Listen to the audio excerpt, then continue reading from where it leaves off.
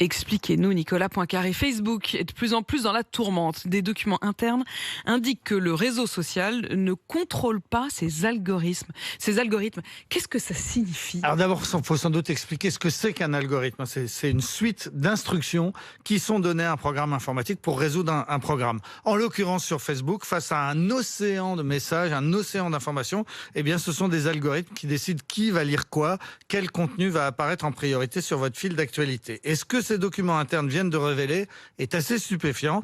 C'est que les ingénieurs avouent ne pas comprendre les effets imprévus de leur propre code. Un peu comme dans un film de science-fiction, les algorithmes échappent au contrôle de leur créateur et la machine s'emballe. Ça fait assez peur. Quelles sont les conséquences? Alors, c'est qu'il y a des messages, des publications, des contenus qui sont beaucoup trop diffusés alors que ce n'est pas ce qui est souhaité. Exemple très concret, en Inde, des images porno soft paraît-il, sont mises en avant par l'onglet Watch et on imagine ce que ça peut créer comme drame dans les familles indiennes. Aux États-Unis, ce sont plutôt des contenus politiques qui sont beaucoup plus partagés que ce que l'on voudrait. En 2018, depuis 2018, Facebook a une volonté, un plan, donner la priorité aux contenus qui viennent des amis proches et de la famille. Un programme a été développé dans ce sens pour mettre en avant ce qu'ils appellent les interactions sociales significatives. Autrement dit, les photos de vacances de votre petite sœur plutôt que le dernier papier sur Donald Trump. Mais raté, c'est cela que les algorithmes n'ont pas réussi à faire. Et au contraire, le programme a favorisé les contenus clivants, par exemple les pages d'extrême droite ou les pages complotistes. Et d'où viennent les documents qui révèlent tout d'un coup tous ces problèmes? Eh bien, ce sont des milliers et des milliers de pages qui ont été communiquées au Congrès américain et à la SEC, le gendarme de la Bourse de New York, par une ancienne employée, Frances Haugen.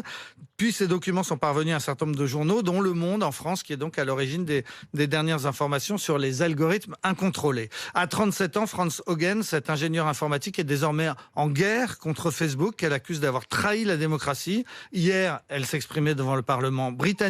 Le 10 novembre prochain, elle sera entendue par les députés français à l'Assemblée nationale. Elle accuse Facebook d'avoir choisi le profit plutôt que la sécurité, de donner la priorité aux contenus qui font le plus de clics et qui sont invariablement les plus clivants, ceux qui provoquent le plus d'opposition. Les documents montrent aussi que Facebook a conscience des aspects négatifs de son application Instagram sur la santé mentale des adolescents. Et comment Facebook se défend de ces accusations? Alors avec la plus grande énergie, en contestant fermement les intentions qui lui sont prêtées par la lanceuse d'alerte, en donnant aussi ces deux chiffres. L'entreprise a investi 13 milliards de dollars et a embauché 40 000 personnes pour travailler sur la modération des contenus et en général sur la sécurité. La lanceuse d'alerte répond que Facebook en réalité ne se soucie que de ce qui est écrit en anglais, que dans les autres langues, des contenus dangereux passent entre les mailles du filet. Elle évoque des pays qui sont déjà divisés sur les questions ethniques ou religieuses et qui sont mis en danger, qui peuvent être mis en danger par ce qui circule sur Facebook.